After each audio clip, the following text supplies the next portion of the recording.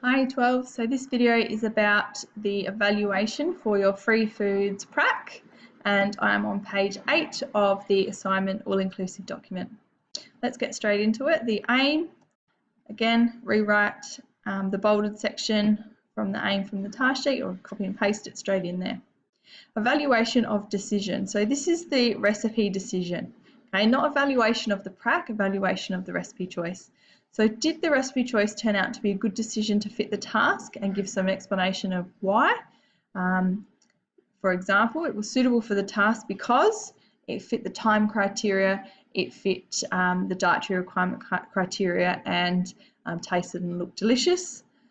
Or it is quite okay to say, looking back, it wasn't the best decision because it couldn't be completed within the time and therefore was not up to scratch.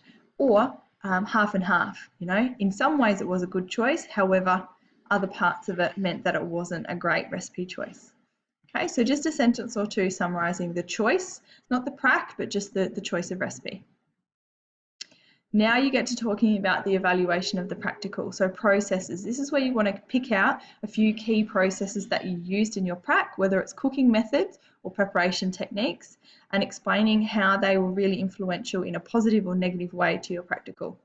So methods, equipment, if there was anything key that you had to use to get the right texture, food processor for example, or you had to use a saucepan to simmer the sauce to bring it down to the right texture. What other techniques, were used, and then the outcome, they were positive because they ensured this, or they were challenging or negative because it meant that the result was whatever. The outcome. So you now need to explain, pretending that the reader hasn't actually seen a picture of your dish. Okay, so what plate did you use? Where were they positioned on the plate? How many? What did they look like? What colours could you see? What flavours? All right, and it is also quite okay here to talk about or insert a quote or some information from the person you cooked for about your outcome. So if they said it tasted delicious, the texture was fantastic for being gluten-free, whatever else, add in a few words or a sentence from what they said, the person that you cooked for. That would be excellent to include there.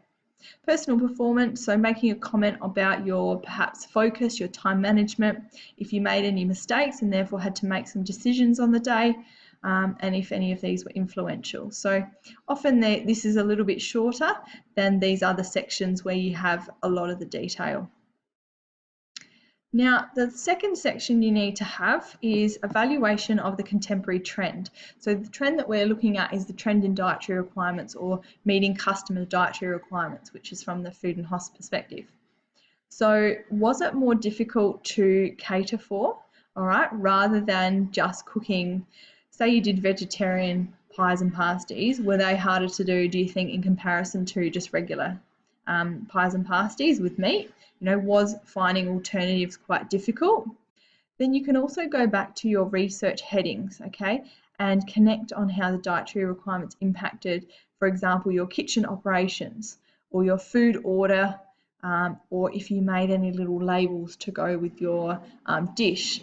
All right, so you're making a connection to you being the person who's catering for someone with a dietary requirement and what you researched.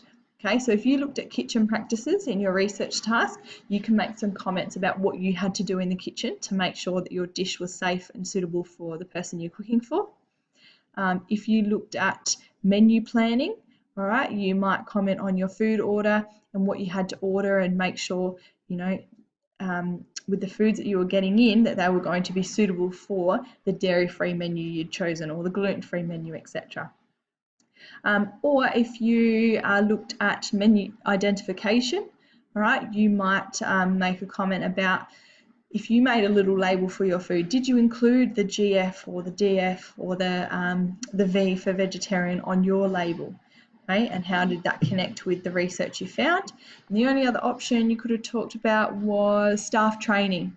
Okay, so you might even talk about any research you had to do yourself to kind of train yourself to make sure that you were ready to cater for someone with that dietary requirement, doing the research questions first so you had an awareness of what they could and couldn't eat.